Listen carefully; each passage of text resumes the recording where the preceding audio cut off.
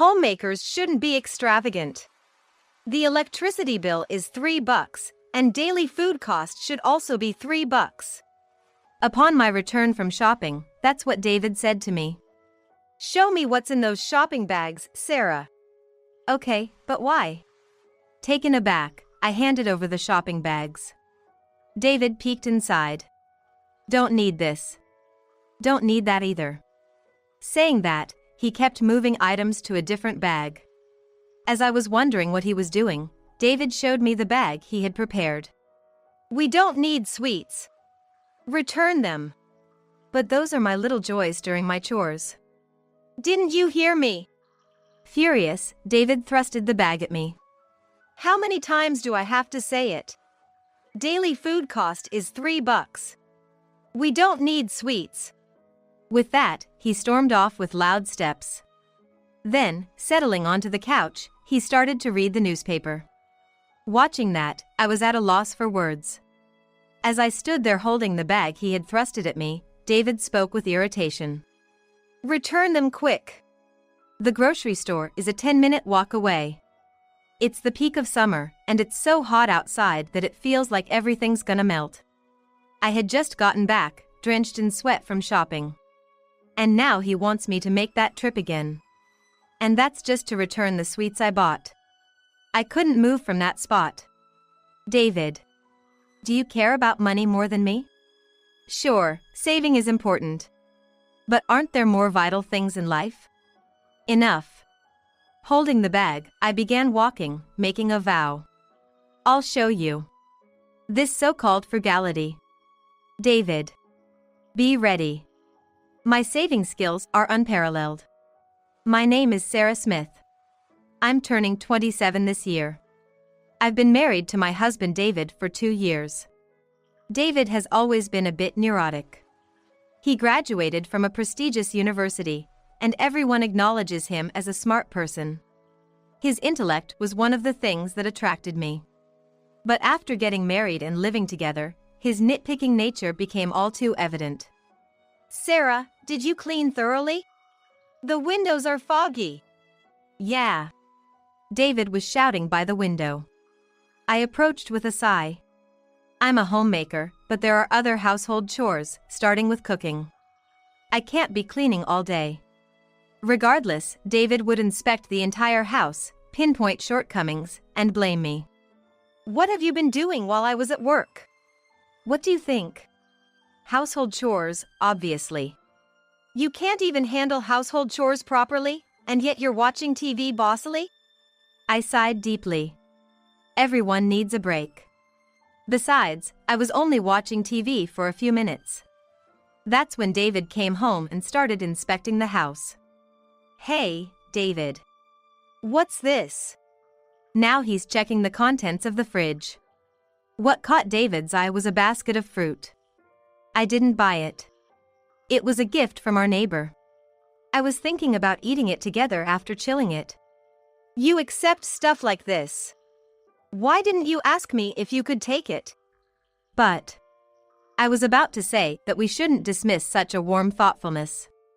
David began to talk before I did. It's not but. Don't accept gifts like this again. Got it?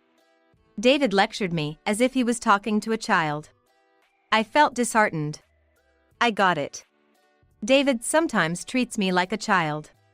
One of our acquaintances even mentioned that she felt he looked down on her. I can't blame her. Even I sometimes feel the same way. Indeed, I have a high school diploma, but I'm still less educated than David.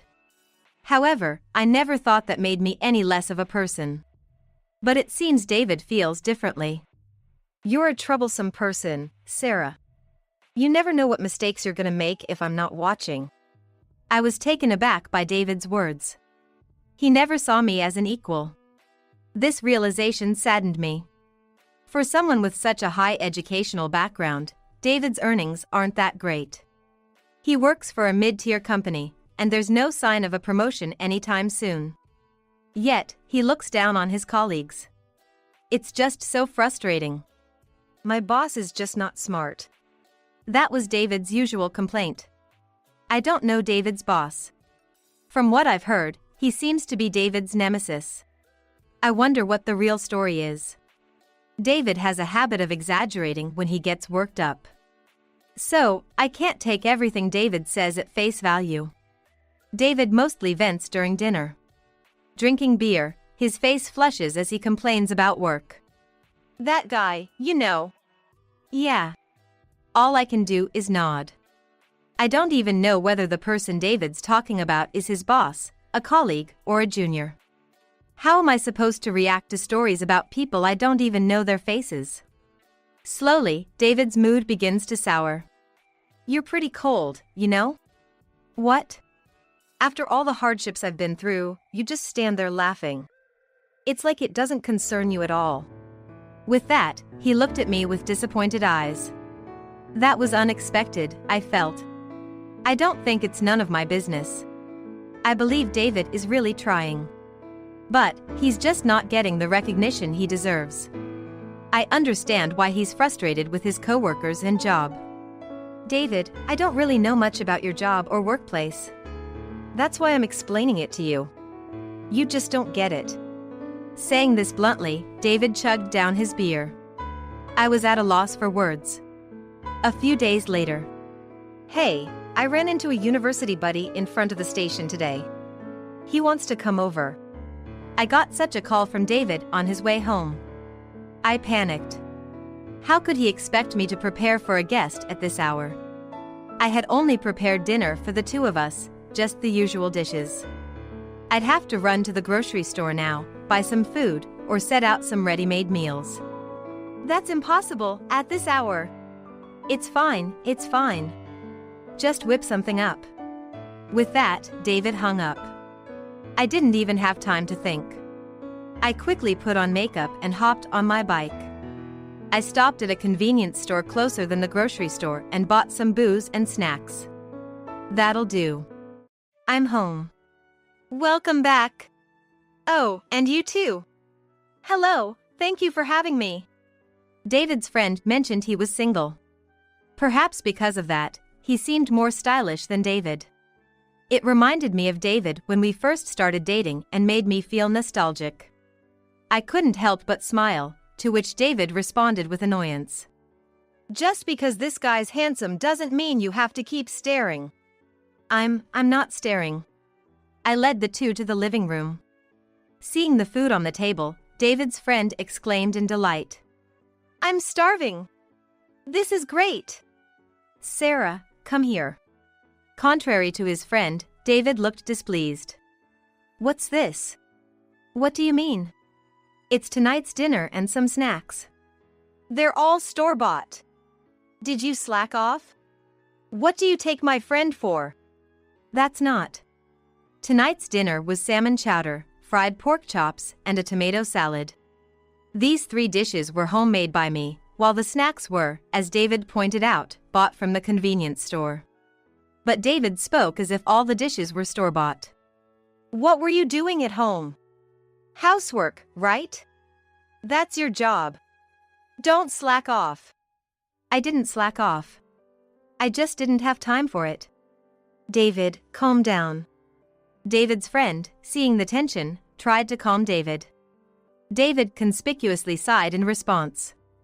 This woman's always like this, you know. I'm struggling. David. I understood. Just as David was bad-mouthing his workplace at home, he was bad-mouthing me when he was at work or with friends. In fact, when he had a few drinks and got in the mood, David said things like this. Sarah, you're gonna cheat on me with him, aren't you? What are you talking about? Nah, I can tell. You're that kind of person. He accuses without any evidence. His friend and I managed to calm him down. After his friend left, David looked at me with crossed arms. As his drunkenness wore off, he became increasingly irritable.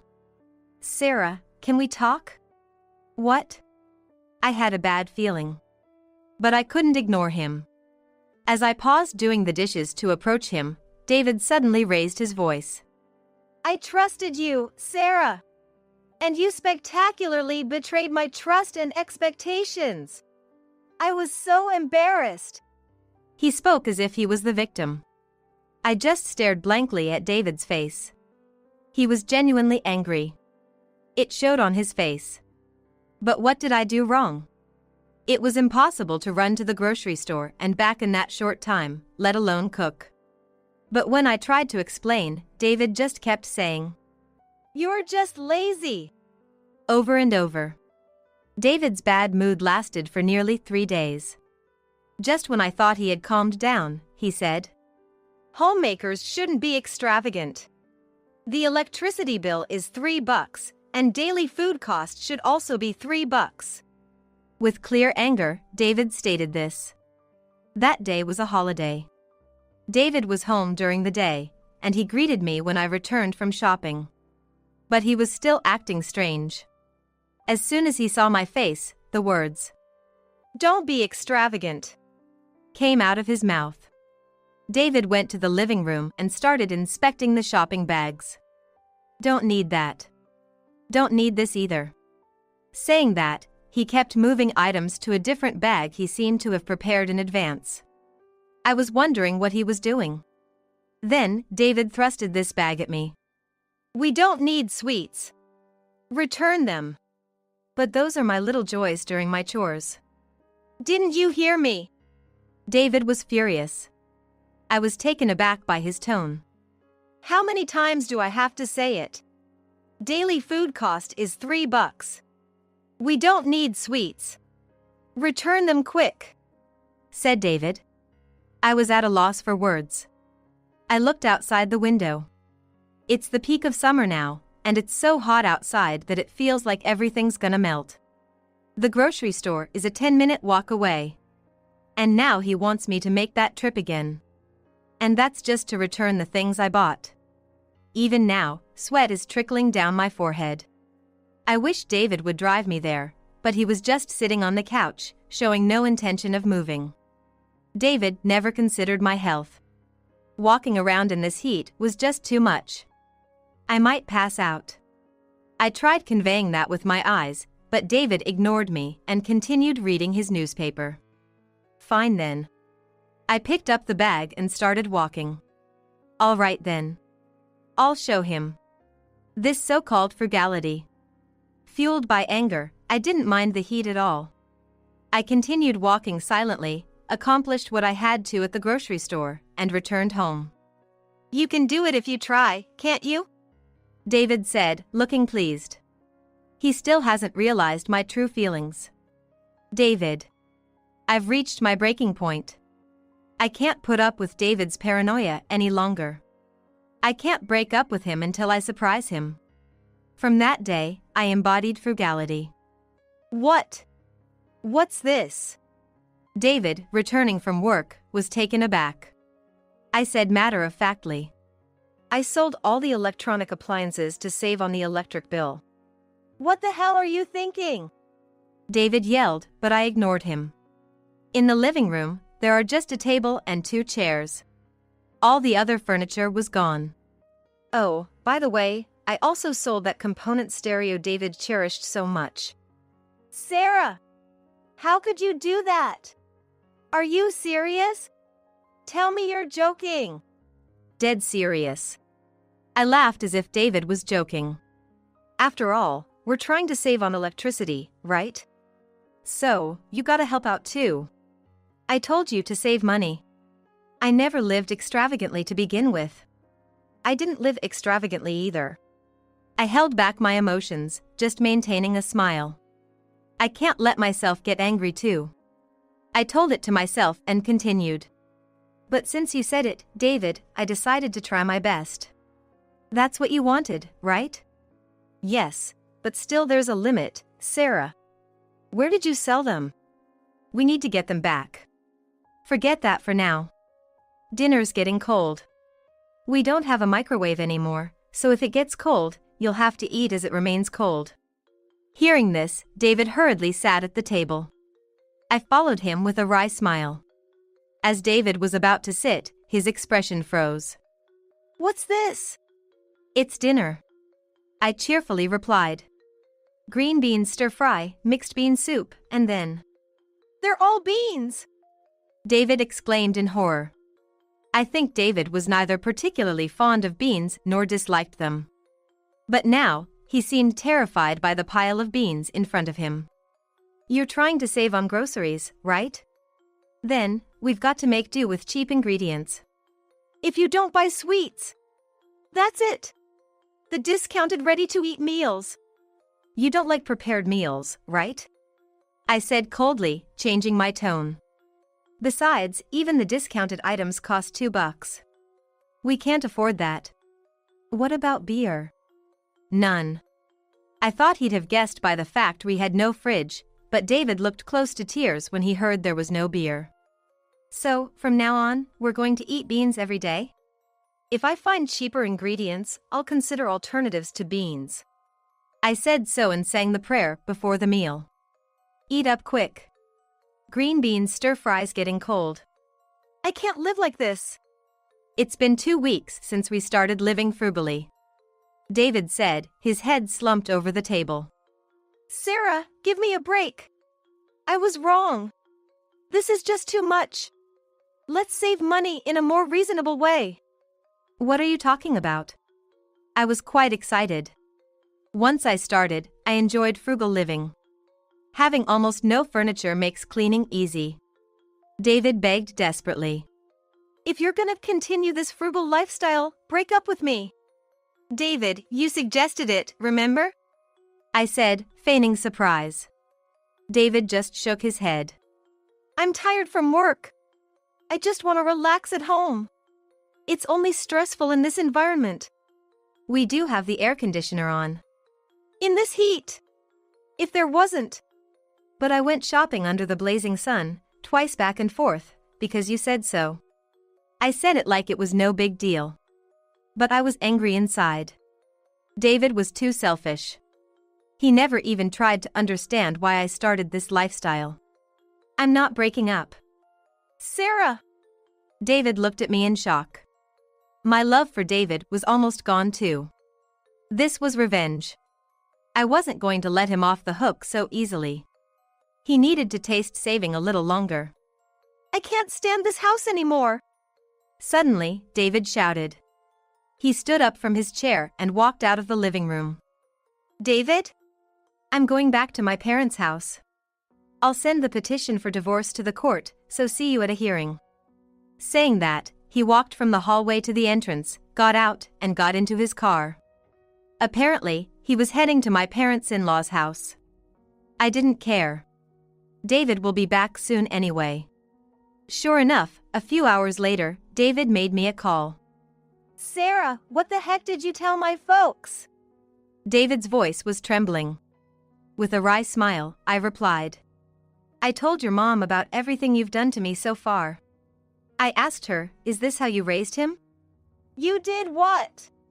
Of course she didn't remember having done that. She was shocked to hear how you've been acting. I ain't making things up. Unlike you. I've got my proof too. I've been secretly recording my talks with David. When I played it to my mother-in-law, she was so shocked that she was crying over the phone. As you ran your mouth too much, my dad chewed me out and kicked me out of the house. That's rough. I nodded, as if it wasn't my problem. Honestly, I can't see why David's so mad. All I did was tell the truth. As a result, it was my parents-in-law's decision to kick out David. More to the point, David got what he deserved. It ain't just about how my parents-in-law acted. The fact that our meals became beans-centered and that I sold appliances were all triggered by David's words. Now they want me to go home and make it up to you. They're all siding with you. Sarah, what did you say to them? I ain't done anything. Even amazed at David's paranoia, I carried on. David, if you're so keen on splitting up, I'll give in to the divorce. For real?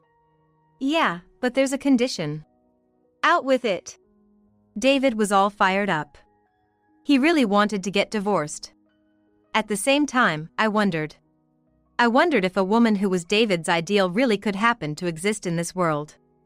Give me $100,000. So that I can live peacefully after we split up. $100,000. Stop joking. I don't have such many properties to divide. But if we keep living frugally, I think we can save up that much. Till then, no way I'm agreeing to a divorce. That's nuts. David shouted it was crazy. But it ain't crazy. If we live frugally, we need a goal. I just smiled. I rubbed my still flat belly. I think it's better than monthly child support. Child support? Don't tell me. Over the phone, I nodded, saying, That's right. I'm 3 months pregnant. The reason I won't divorce you is this baby. Don't kid yourself thinking I still have feelings for ya. Sarah, did you tell that to my parents? Sure did.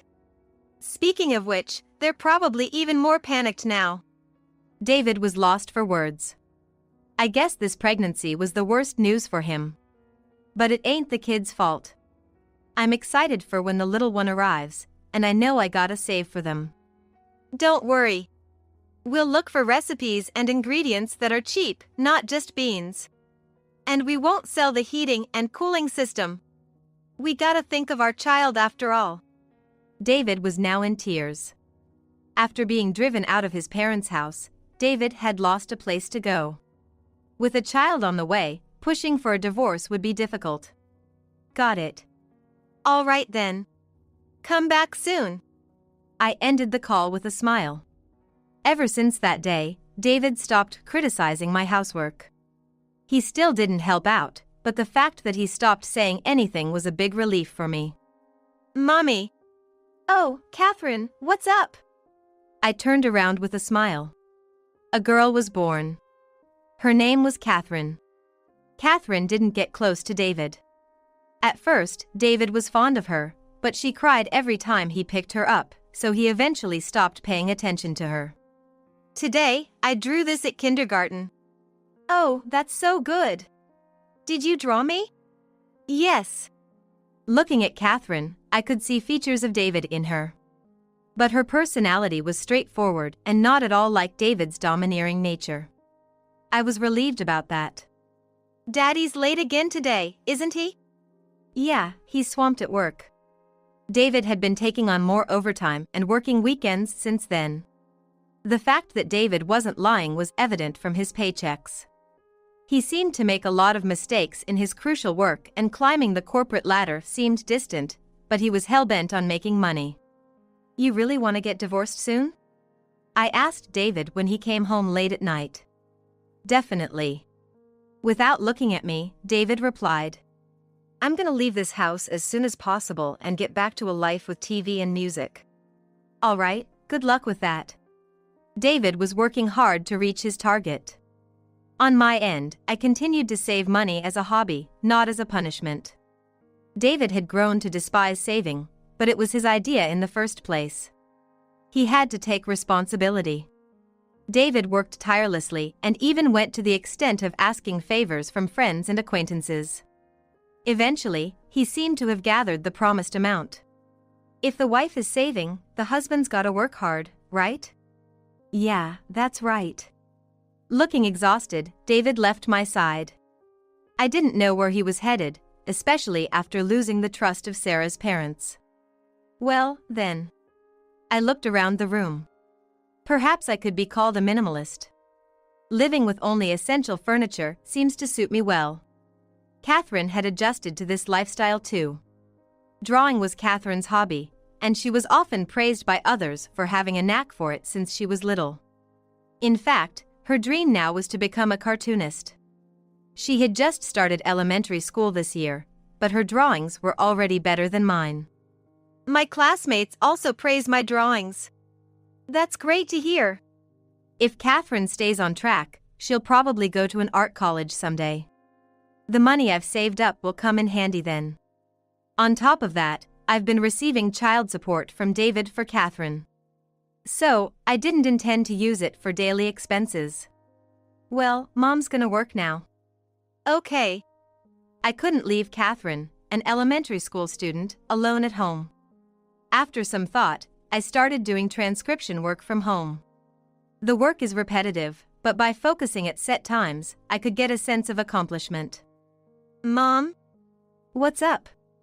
I heard there's an art competition coming up. My teacher asked if I want to try it out. That's awesome. Why not give it a shot?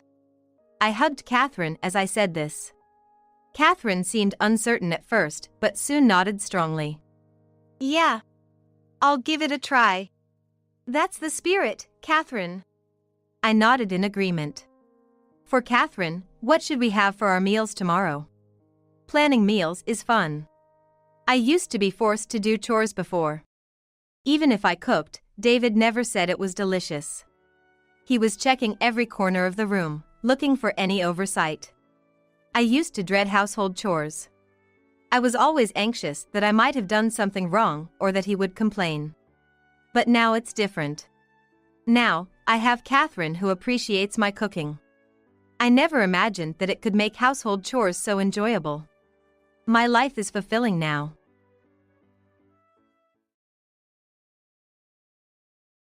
One day, I received a call from my son. Where is Dad? Do you need something? Your father is now working at the headquarters, staying at the company's dormitory. My son, Michael, 23, who left home when he went to college, was silent for a while and then began to speak hesitantly. Dad's company doesn't have a dormitory. How do you know that, Michael? According to Michael's explanation, when he was job hunting, he attended a joint information session. My husband's company was also participating there, and other students were asking if there was a dormitory. He seemed to remember that. Why would he lie about going to a bachelor's dormitory, I wonder? I became worried. Michael's silence continued. Do you know something, Michael? It's a bit hard to say, but it seems like Dad is cheating. Are you sure you didn't see it wrong? I understand how you feel, Mom, but it was definitely Dad. Now it was my turn to be silent. I don't know what to say, I'm at a loss for words. The hand holding the receiver is trembling. I'm Patricia Johnson, 43 years old, a full-time housewife. I live with my husband, David, 45. My son Michael, 23, left home when he went to college. I get along well with my in-laws, and they occasionally visit our home. According to my friends, particularly having the mother-in-law come to the house can be unpleasant. I don't mind it, and it's nice to have various conversations.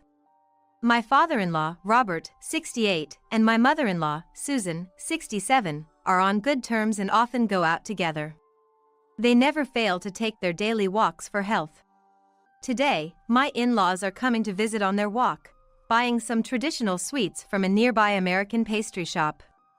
I love those sweets, so I can't help but feel relieved. I brew some of our best tea for the guests and enjoy the sweets with my parents-in-law. Eating something delicious makes everyone smile. Michael called the other day. He seems to be doing well.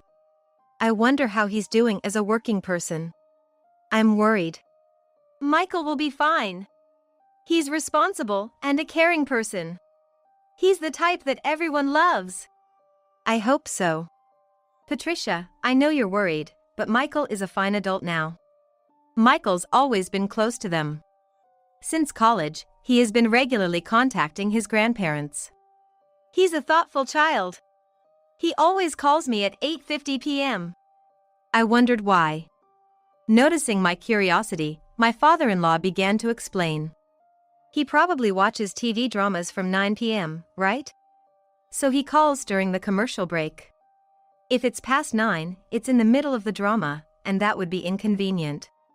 I thought that made sense. He was being that considerate. I think he'll do well in the company. That night, I told my husband that his parents had come over. But his reaction was indifferent. I can't help but think sarcastically.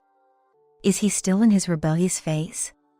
He doesn't seem to get along well with his in-laws. He ended the conversation with a simple, I see. And that was it. My in-laws are friendly and gentle. It's hard to believe that my husband came from these parents. When we were dating, he was always smiling, and he was always a gentleman. He would always walk on the street side when we were out together, but my husband changed completely the moment we got married. With an arrogant tone, he almost says, I'm the one supporting you. Such an arrogant attitude. I don't know if my deceiving husband is the bad one, or if I was foolish not to see through him. I think the only thing keeping us together now is our child. But strangely, my husband seems in a good mood today. I got a position at the main office in the spring personnel changes. My luck is finally turning around. That's good for you. I was also pleased for another reason. I thought he might increase our living expenses if his salary went up. My husband hands me only the living expenses, and he takes care of the financial management himself. I don't even know how much he earns. Up until now, we've been living with no margin, just getting by. I thought we could have a little better life now. But that hope was shattered with words I didn't expect. For the time being, I've decided to move into the company's dormitory. It's too far for commuting from here, and renting a room costs money. I have no objection to my husband's transfer, and I'm all for it. You'll be on your own, so I'm gonna cut back on the money a little. I have my own living expenses, so this should be enough. The amount he mentioned is less than half of what we have now. I can't make ends meet with that. If you need more money, you can do whatever you like, part-time work or whatever. I was dumbfounded and speechless. You don't have to come to see me unnecessarily. It's a waste of train fare, and basically, women are not allowed. I don't even want to visit him, but the real issue is that cutting the living expenses in half is absurd. You're getting promoted, right? Why are you cutting back on living expenses? This is strange. I'm not saying I won't give you living expenses. So you don't need it, do you? I had no choice but to remain silent at that. Who would want to visit such a horrible husband, I thought. But I didn't realize that this was a sneaky way for him to discourage me from visiting him. I reluctantly decided to work part-time. Otherwise, I wouldn't even have enough for my own food. I visited the local employment office for the first time. Many people were gathered, looking for work. I printed out the details of a company I was interested in and waited my turn. I must have waited for nearly an hour. Finally, it was my turn. They contacted the other party for me. They said they would interview me right away. It was only one stop away from home and convenient for commuting. The place I asked for was a small office in a mixed-use building. When I knocked on the door and entered, it was quite different from the office I had imagined. It had a down-to-earth atmosphere. The person who interviewed me was very pleasant. He introduced himself as Bob, and I felt he was just my type. I honestly told him that I hadn't worked since I got married and that I was anxious. Bob said, "Everyone is kind here, so if anything happens, just tell me." There were a few simple questions, and it was decided that I would contact them later. I left the office, and I was contacted for employment immediately. The job was simple clerical work, and the senior lady was a friendly person. Especially Bob, who interviewed me, took care of me and often spoke to me. He doesn't seem to be much older, and he was a very easy person to talk to. On the way home, I stopped by a coffee shop for tea, or decided to enjoy living alone. But telling my husband about the current situation was a mistake. The freedom I finally got was quickly taken away. He continued to control me. In the evening, he calls home.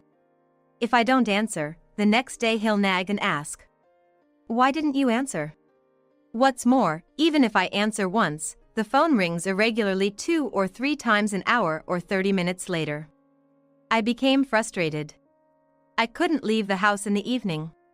He's not going to give me any freedom. Then one day, a call came from Michael. "Where's Dad now? Do you have any business?" If it's Dad, he's working at the head office and is in the company's dormitory. I said, and Michael was silent for a while, and then began to speak in a hesitant tone. Later, according to Michael's explanation, he had attended a joint company briefing session when he was job hunting.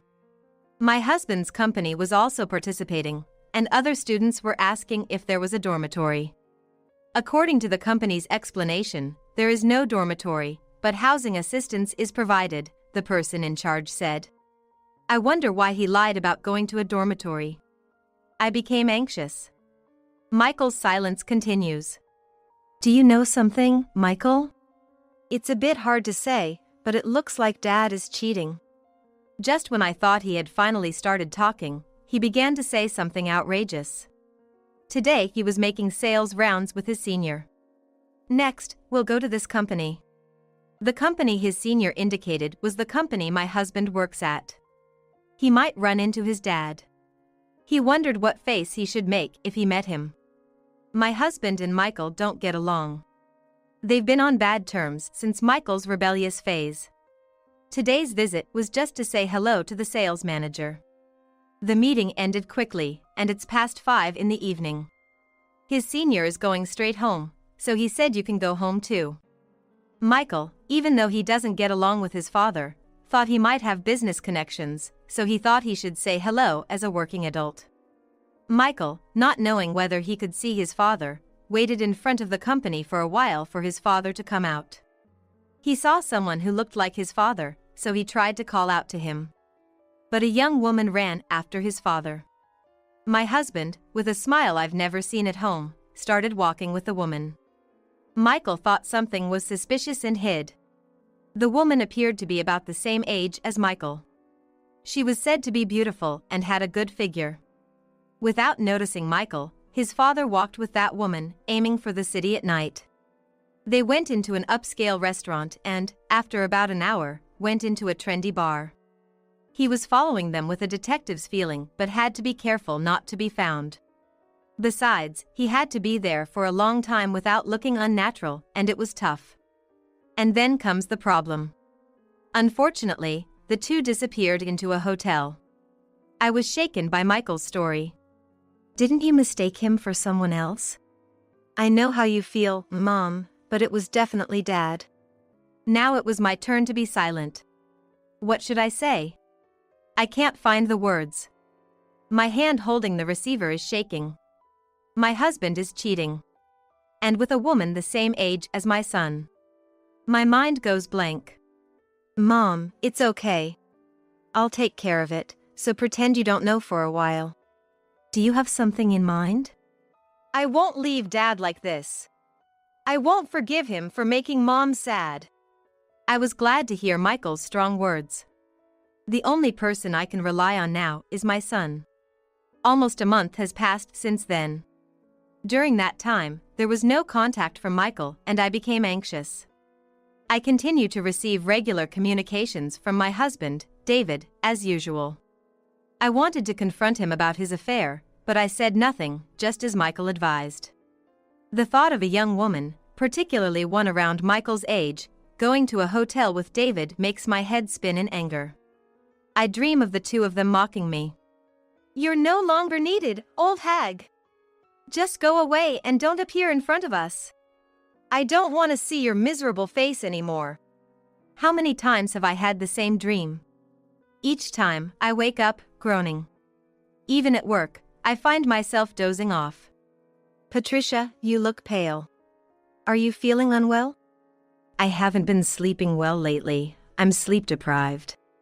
You must have insomnia. Is something bothering you?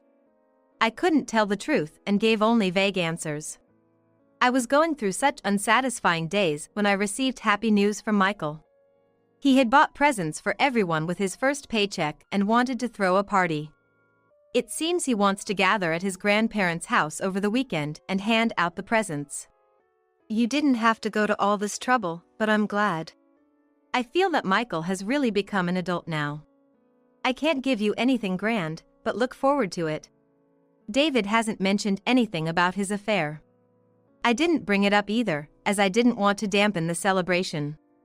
On the day, I went to my parents' house early to help prepare the food for the party. I can't believe he's already working. It feels like he was just carrying his school backpack yesterday. Time flies. We're also getting older before we know it. I feel like Michael's birth was just yesterday. What his grandparents are saying feels very real. David is apparently coming that day too. It's been months since we last met. Should I confront him about the affair? I agonize over it. We line up the dishes that my mother-in-law and I made on the table. The doorbell rings, and it's Michael. "You're early." Grandpa and Grandma have been eagerly waiting. Michael, whom I haven't seen in a while, looks a bit more mature. He seems to have tightened up now that he's out in the world. "You must be tired, come in and rest." His grandparents are overjoyed that Michael has come. Even his grandfather came out to greet him at the door. "I'm glad everyone looks well. Thank you for preparing everything today." Michael is ushered into the living room, surrounded by us. While I'm preparing drinks for everyone, Michael is bombarded with questions. "Have you gotten used to work? Are your seniors not bullying you? Are you eating properly?" His grandparents have a mountain of questions, firing them off rapidly. Michael answers without a hint of annoyance. "My seniors are caring, and I'm gradually being entrusted with work. I'm getting along with everyone. And don't worry about meals, they serve them in the dorm." Knowing that Michael has settled into his company, his grandparents seemed relieved. "But David sure is late. The food is gonna get cold." Speak of the devil, the doorbell rings again. Answering it, it's indeed David. "I'm sorry for being late. Work just wouldn't end." David apologizes. Dinner is ready. I cooked, focusing on Michael's favorite dishes. Michael is repeatedly exclaiming how delicious it is. In contrast, my husband David is eating with a displeased expression on his face. Dinner is over, and we move to the living room. The time has come for Michael to distribute the presents. First, to Grandpa and Grandma, here's this. What Michael handed to Robert, my father-in-law, was a slender box with a ribbon attached. "What could it be? Let's open it." Go ahead, go ahead." It's something Grandpa wanted. Out came a fountain pen from a famous overseas brand. Robert often has occasions to write, and I heard he's been yearning for this pen. I'm impressed that Michael remembered such a conversation. A Japanese fan was sent to my grandmother-in-law. A delicate design is carved into it. It looks quite luxurious. It's a must-have in the summer, right? Be careful with heatstroke. Tears slightly welled up in my in-laws' eyes. We'll take good care of it. We'll treasure it. Don't just store it away because it's so precious. It's meaningless if you don't use it. We understand. We'll definitely use it. This is for you, Mom. It was an elegant brooch. Let's go shopping for clothes together next time.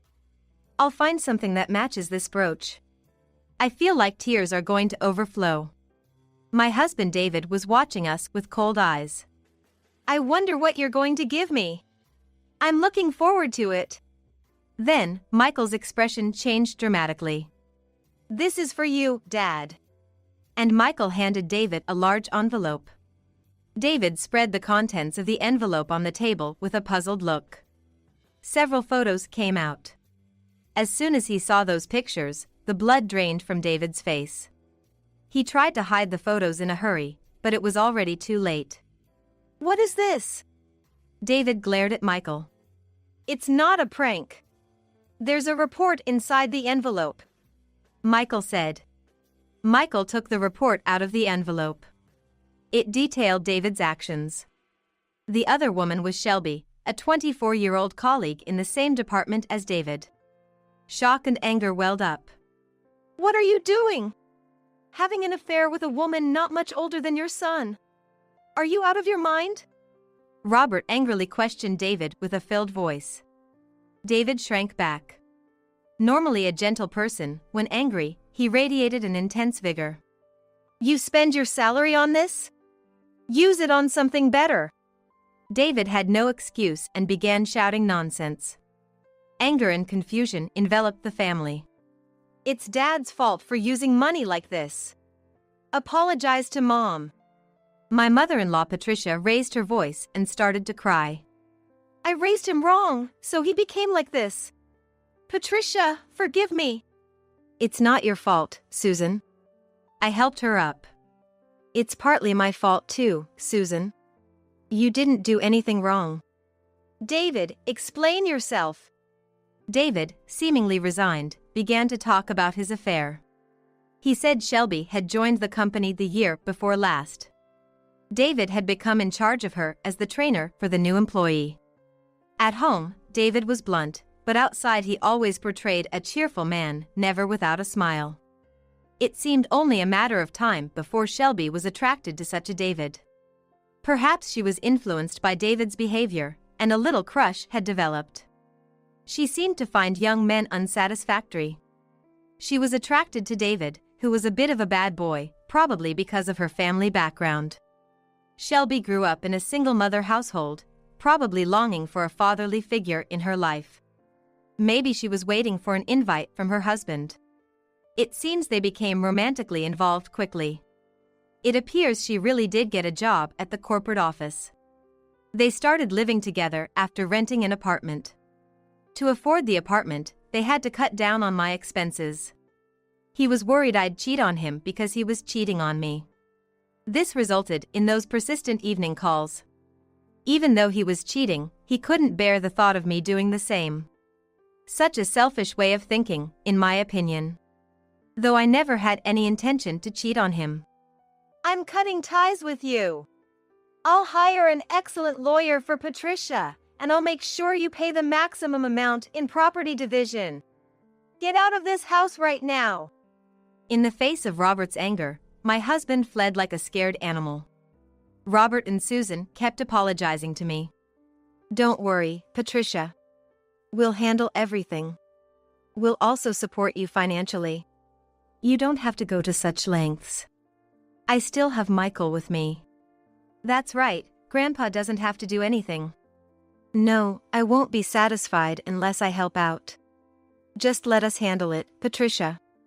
In reality, I didn't even have money for a consultation with a lawyer, so I had no choice but to rely on their offer. Everything progressed smoothly. My husband was head over heels in love with Shelby.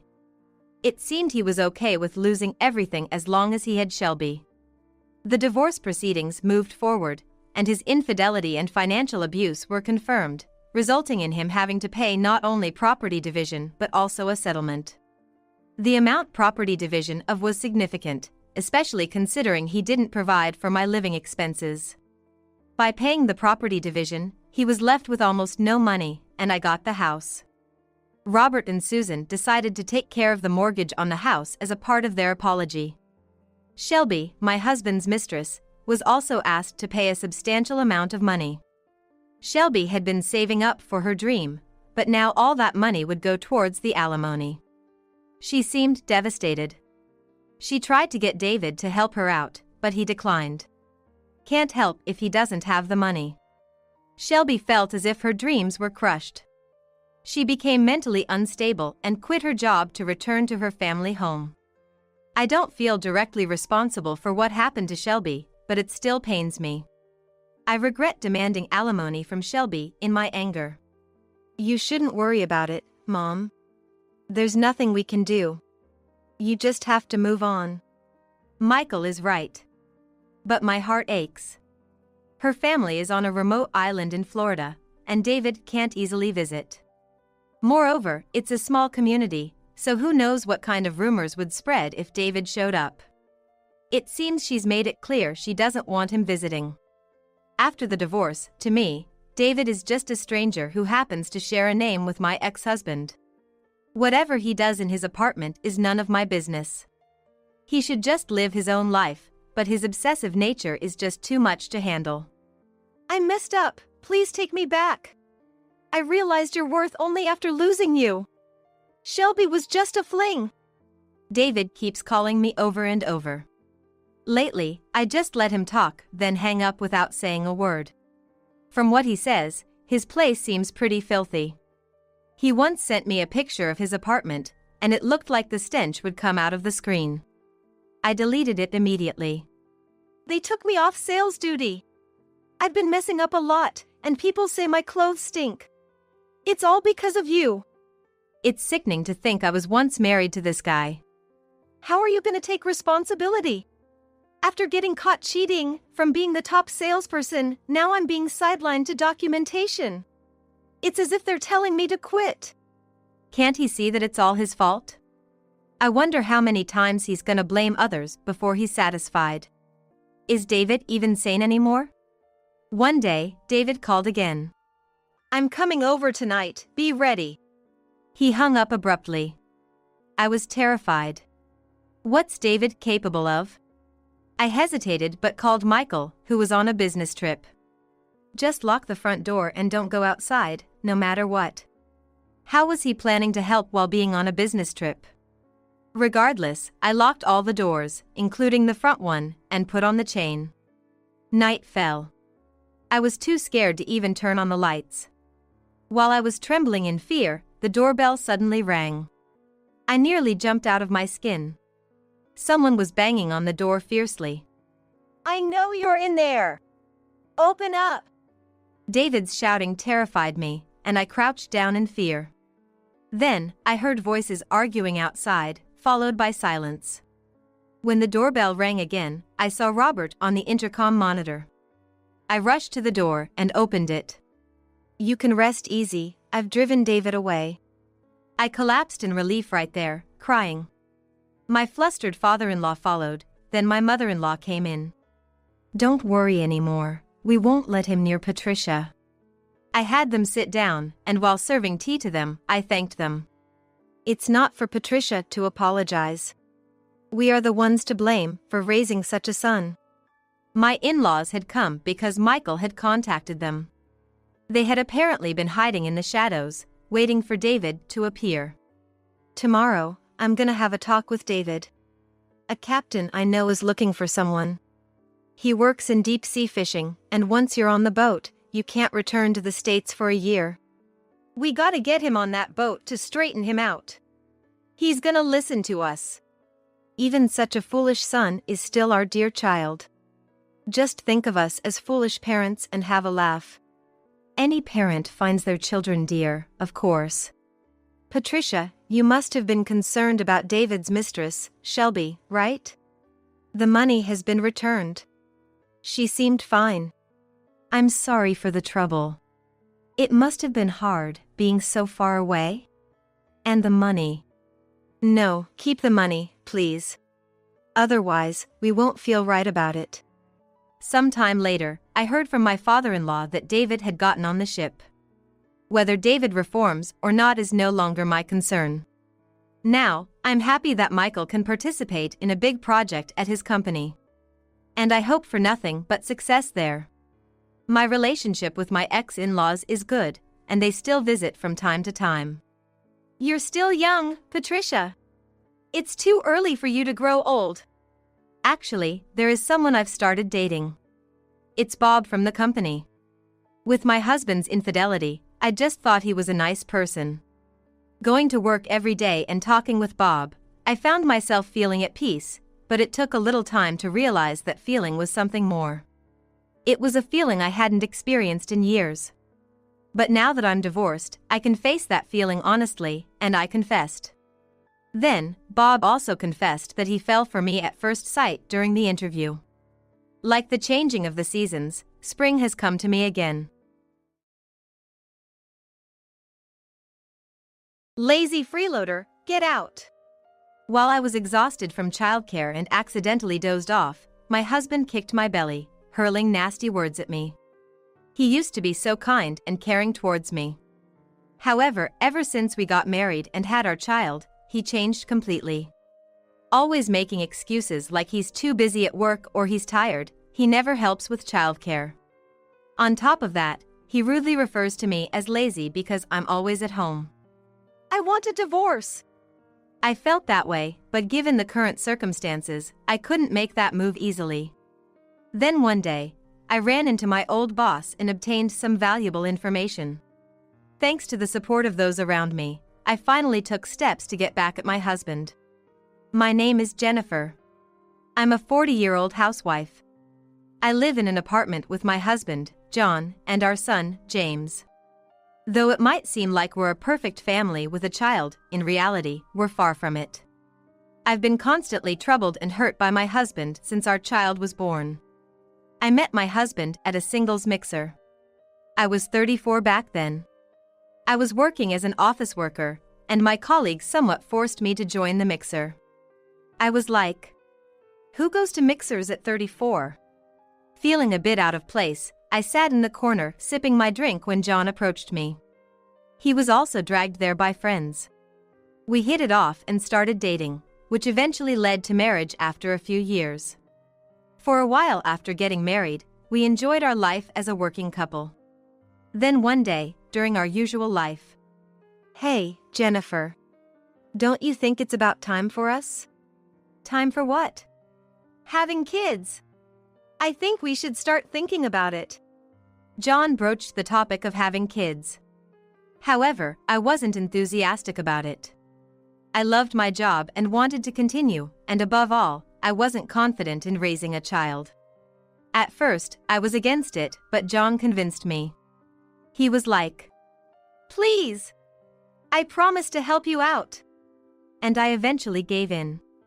Looking back, that might have been the moment I started doubting him. Later, I got pregnant. Around the same time, I left my job to become a housewife and gave birth to a healthy baby boy. We named him James. Several years later, my son, James, grew up wonderfully and is now 3 years old. I'm happy about it, but he's a bit of a handful and mischievous being a boy. Lately, he has trouble going to sleep at night. And I have another concern. It's about my husband. Before we had a child, he would say things like, I'm gonna be hands-on too. But once James was born, he did practically nothing. At first, if I asked, he would help. But nowadays, when I sometimes ask him to take care of James, he's like, Why? I'm exhausted from work.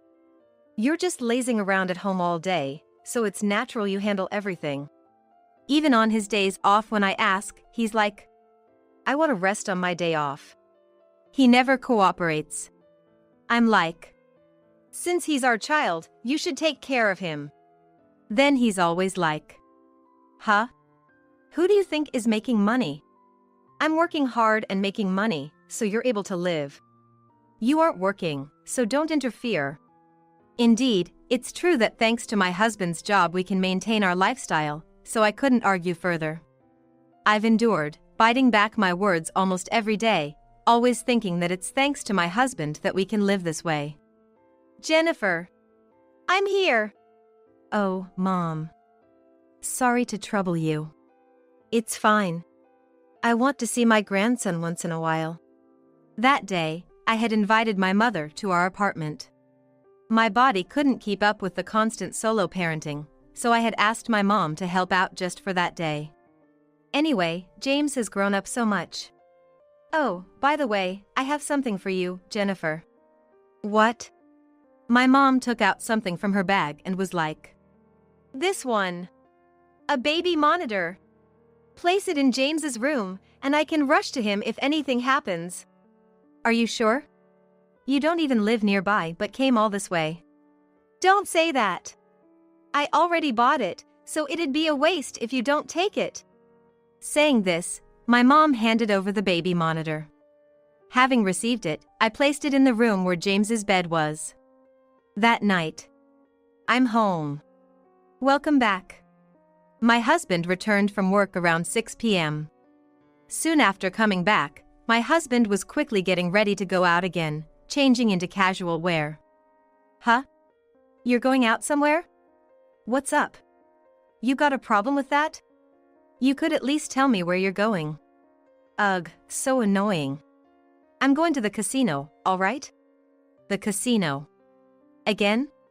My husband had recently gotten hooked on casinos. Apparently, he discovered the fun of it when he went with a coworker before. Everyone has their own hobbies, and going to a casino is fine, but my husband spends a significant amount of money there, and our finances are in a bad shape. Enjoying your hobby is fine, but don't spend too much money, okay? And remember, we have James. What? Are you saying we're short on money? That's probably because you can't manage our finances properly. What does having James have to do with anything? Must be nice for you, staying at home all day. And now you won't even let your hardworking husband have a hobby? After all, I'm the one earning the money, so I have every right to spend it how I want. My husband angrily headed towards the front door with that. When I was feeling completely exasperated by the selfish husband, I noticed something. My husband was unusually peeking into James's room. "What are you doing?" "What's that thing on the shelf?" "It's a baby monitor. My mom gave it to us." Oh my. Always relying on others, even though you're just sitting at home all day. Well, if you got it as a gift, I guess it can't be helped. But don't you dare ask for help from your mom. With that, my husband left the house. Regarding the camera, I surprisingly agreed with John. I never intended to rely on my mom just because we got it as a gift. But we had no idea that this camera would lead to such a situation. One day, it happened. 100.4 degrees Fahrenheit. James had started running a fever since yesterday, and having been with him non-stop, I caught the fever as well. "Hey, John." "What? What is it?" "I'm sorry, but James started having a fever since yesterday. And now, it seems like I've caught it too. Can you maybe take a day off today?" Are you kidding me?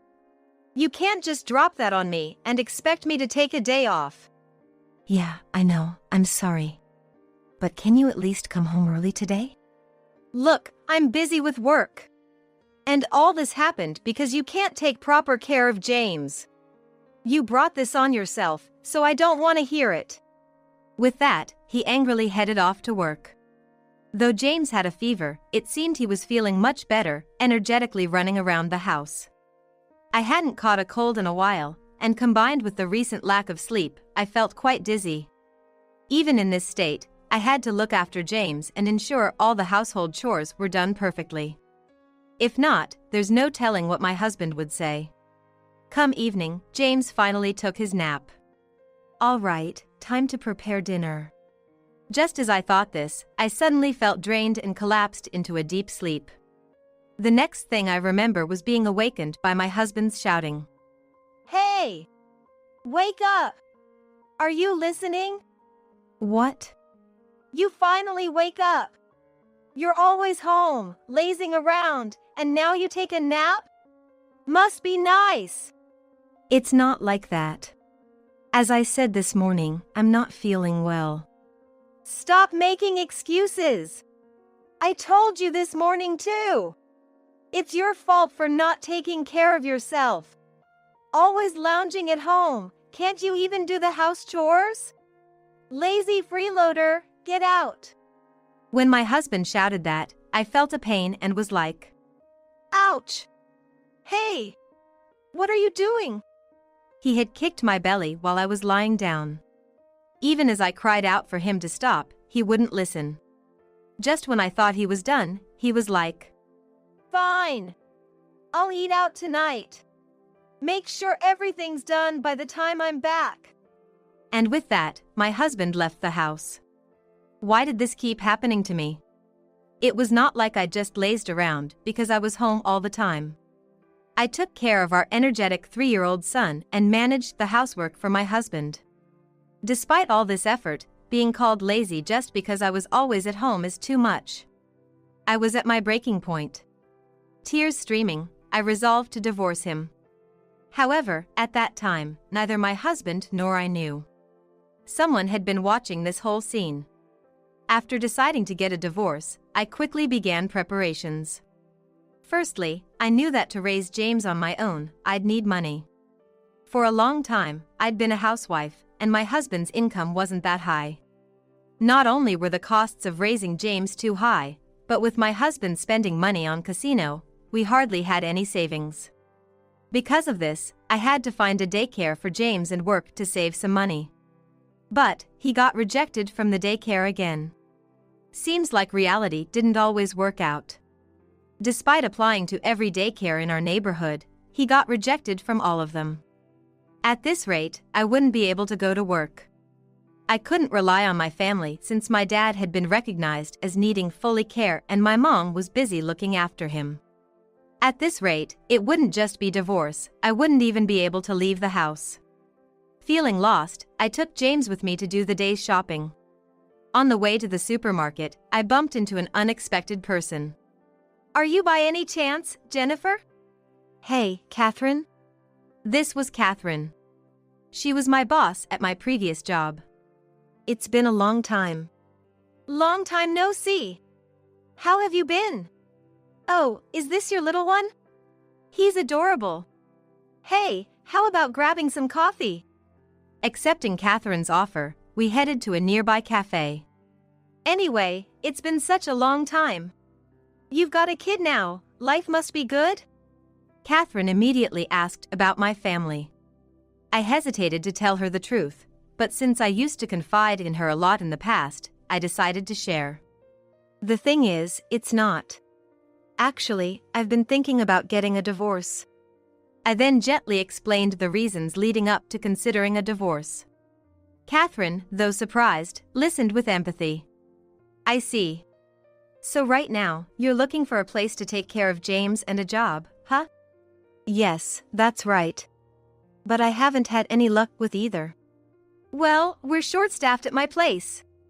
If you're up for it, how about coming back to work? If it seems feasible, I can talk to the management team. I also know someone who babysits. I can introduce you if you'd like. Oh, I feel bad accepting so much help. It's fine, really. No rush, but if you decide, just let me know anytime. Considering I had James with me and had to prepare dinner before my husband came home, we decided to call it a day there. While I felt sorry, I felt a bit better after hearing some valuable information. I'm home. I had finished shopping and just got home. I stopped for some coffee at a cafe, so I got back a bit late. After taking off James's shoes and returning to the living room, I was faced with a scene I wasn't expecting. What? Why are you here? To my surprise, my mother, who shouldn't have been there, was sitting in a chair, crying. Mom, what happened? Is something wrong? That's what I wanted to ask you. I saw it, Jennifer. I saw John kick your belly. Apparently, on the day I was running a fever and collapsed into bed, she had been watching the footage from the security camera. After a while, she saw my husband kicking me. Concerned, she quickly arranged for my father to be placed in a day service, freed up some time, and came over. I had placed the security camera my mother gave me in James's room, but the door had been slightly ajar that day, and she could see everything from that gap. Jennifer, things aren't going well with John, are they? Until now, I didn't want to bother her, so I kept everything a secret. But now that she had seen it, I couldn't hide it anymore. I told her everything, that my husband never helped with childcare, that he was emotionally abusive. I thought she would ask me why I didn't tell her sooner, but she just listened, nodding silently. After I finished talking everything, she was like, "You've done well holding up till now." She then patted my back. I was so moved by her kindness that I started crying. After I had my cry, I consulted with her. "You know, I'm thinking of divorcing him. I think I can find a job, but I can't find a place for James. And I know it would be hard for you since you're taking care of Dad. There aren't many daycare options available. So, I'm not sure what to do." "Don't worry about that. I can take care of James. I was actually thinking of placing your father in a nursing facility soon, so the timing is perfect." "Really? Are you sure? I feel bad for Dad." "It's okay. Your father would understand. I can't just stand by and do nothing when my own daughter is going through so much." "Thanks, Mom." That was how all the problems I was facing regarding my divorce were suddenly resolved. Everything seemed to be falling into place. Maybe this was a reward from God for all the hard work I've put in. With my job situation sorted and having found a place for James, I began to move forward with the divorce.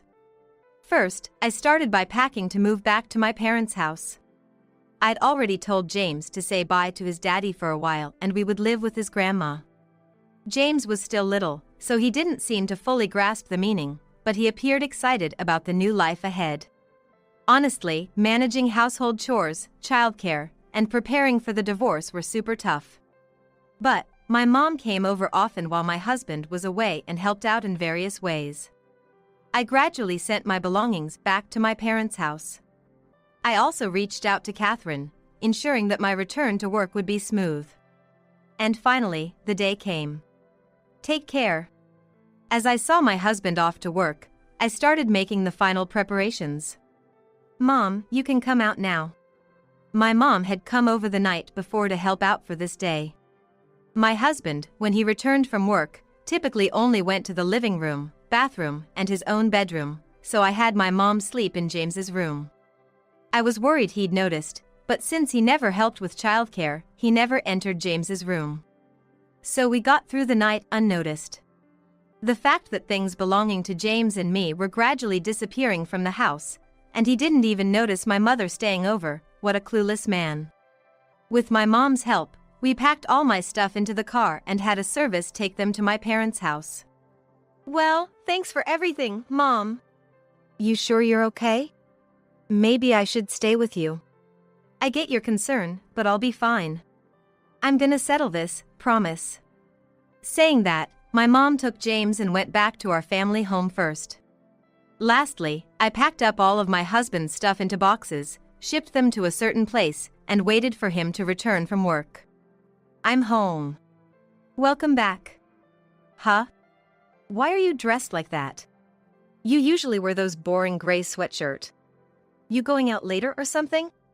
Ignoring his usual sarcastic remarks, I took his belongings. Unaware of anything, my husband just walked into the living room as usual. What the hey? What's all this about? What my husband saw was an empty living room, devoid of any furniture.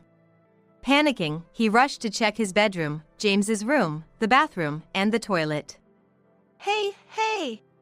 What's going on here? Of course, it wasn't just the living room that was empty. Every room, the bathroom, the toilet, they were all empty. My stuff's gone, James is missing, hey! What's going on? Explain. Don't you see? I decided to terminate the lease and move out. Moving? Why did you decide that on your own? Well, first of all, this apartment was rented by me, so it's only natural I do what I want with it. Oh, is that so? So where's this new place? I bet James is there, huh? We better hurry. Leaving James home alone is dangerous. New place? I don't have one, John. What? It's obvious, isn't it? Because we're getting divorced. Divorced? What are you talking about? There's no way you, who haven't been working, can raise James on your own. Stop with that ridiculous idea. The one with the ridiculous idea is you, John. I've decided to return to my old job. I've found someone to take care of James, so there's nothing to worry about. No, you're the one who's crazy. If we divorce, you're gonna have to pay me compensation, right? You've been a housewife, and I've been supporting you. You'll have to pay me that compensation. You don't even have that kind of money. You really gonna go through with the divorce? What? I was too flabbergasted to even speak. At the last moment, my husband seemed to think he was in a position to receive compensation. I took out my smartphone and played a voice recording. It was a series of verbal abuse comments my husband had thrown at me over the years. After hearing this, you still think you're gonna get compensation? Also, about not being able to pay compensation, I could say the same about you. Especially since you always blow your earnings on the casino. Humph. Anyone can fake that nowadays with AI. That can't be used as evidence. Now, if there was actual footage, that would be a different story. It exists. What? I then showed my husband a video from the day he kicked me. Why do you have that footage? No way. Yes, that's it. Remember that baby camera I showed you the other day? It recorded everything. And my mom saw it all live. Do you still think you can talk your way out of this? You're lying. My husband's face paled as he seemed to realize he was backed into a corner. It served him right. Well, isn't it about time? As I said that, my husband's phone rang. When John answered it apprehensively, the person was like, "What on earth have you done?" The caller was my husband's mother. In fact, after seeing off my mom and James, I had sent my husband's belongings to his parents' house. Afterward, I contacted my husband's mother and explained the whole situation to her. I also told her that I was going to discuss divorce today and asked her to find the right time to call my husband. This was followed by a good long lecture from her. "Jennifer told me everything. I've seen all the recordings and videos. What's with that attitude? The reason you can go to work every day is because Jennifer takes care of everything at home. And yet, you don't even thank her, and you treat her so poorly. I didn't raise you to be like this. Listen to what Jennifer says and come back home right now." And with that, my husband was taken back to his family's home. During the lecture, my husband was like a broken robot, just silently listening. "So, are you gonna confirm you contact the lawyer and leave quickly?" When I said that, my husband just agreed to contact a lawyer who assists the divorce process and slowly left the house. Finally, I was able to put an end to my life with my husband. After that, I left the apartment and headed back to my family home. I got a restraining order from the police just in case my husband decided to come to the family home, as I didn't want him around. I submitted the audio recordings and footage from the camera as evidence. It seemed he might even face arrest based on this evidence. I communicated with my husband through my lawyer. Apparently, my husband was like, "I want to take back the divorce and try again. I'll do better next time, and I promise I won't do anything like that again. Please forgive me." But after all the horrible things he did, I didn't ever want to deal with him again. I was like, "I'm never going back, and I don't ever want to see you again." I made him promise to pay child support. After leaving the apartment that day, my husband obediently headed to his parents' home. My husband's family's home was quite far from the company he worked at, so he couldn't commute anymore and eventually had to quit. My husband loved playing the casino, but it seems he can't do that anymore since his mother manages his money now. Regarding his job, when I explained the situation to the apartment landlord, word got around to other residents, and somehow, the news reached his company. He would have had to resign sooner or later. "Well, I'm off to work now, please take care of James." "Don't worry about it. Come on, James, let's have some fun with Grandma." I've successfully returned to work. Thanks to the kindness of my colleagues, I feel comfortable at my workplace. James is very attached to my mother, and we live happily every day. I truly feel blessed by the people around me. I hope to repay the kindness of those who have supported me by moving forward with a positive attitude. "Don't get so angry, I'll buy another one and return it to you." I had my husband's watch stolen by a neighbor who is notorious in the neighborhood for her messiness. And it was worth $18,000 at the time. You're really gonna replace it, right?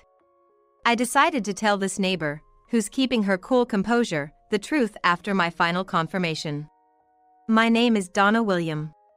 I live in an average household. I work part-time from morning until noon, and take care of the house in the evenings. My husband is currently working abroad on a job assignment. We have one child, and through that child, I became friends with a neighbor, Sandra Smith. However, I was shocked to learn one day. Sandra was the notorious in the neighborhood for her messiness. And she's crafty, with a habit of taking things from those she befriended and then cutting off all contacts afterwards. I heard such stories from victims of her and had stopped inviting Sandra to my home. Still, Sandra would frequently try to visit my home. Lately, she's been showing up without even calling in advance. Even when I told her it was inconvenient, Sandra wouldn't listen. Distressed, I called my husband and we installed security cameras. Today, my shift ended half-day. As soon as I got home, the doorbell rang. I had a bad feeling and looked through the peephole. Sure enough, there was Sandra. I thought of pretending I wasn't home for a moment, but Sandra kept ringing the doorbell over and over. "Hey! I know you're in there! Come out already!" She banged on the door roughly. Not wanting to stir up rumors in the neighborhood, I opened the door. Seeing that, Sandra snorted and walked in without asking. Weren't you just pretending to be out just now? When she gave me that glaring look, I said, "It's not like that," and poured some coffee. "I've got plans today," I told her, but Sandra just wouldn't listen. She sat lazily on the couch, holding snacks she'd taken from the shelf without asking. "This isn't that good. And it's instant coffee. You're treating me pretty rough for a guest, aren't ya?" "I'm sorry. I just got home from work." What brings you here?" "I was surprised since you didn't call ahead. We're friends, right? Do I always gotta let you know?" I told her that's not the point and tried to end the conversation with her quickly. Ever since I started avoiding Sandra, she's been making snide remarks and complaints like she did just now. Her selfish behavior also started around that time. "My husband's gonna be late today. Oh, maybe you could invite me for dinner? You're gonna be alone anyway, right?" "No, my child will be home soon." "So what? One more person won't hurt, right?" Listening to Sandra's audacious comments, I was upset deep down. But I couldn't outright refuse, and that night, I ended up having dinner with Sandra. After we ate, Sandra went through my kitchen and even started drinking. After soothing my worried child to sleep, I went to the living room where a tipsy Sandra awaited. It's getting late." As I started to say this to Sandra, she glared at me with a wine in one hand and a bright red face. "You telling me to leave? I came all this way to hang out." Sandra frowned, clearly unhappy. She seemed pretty drunk.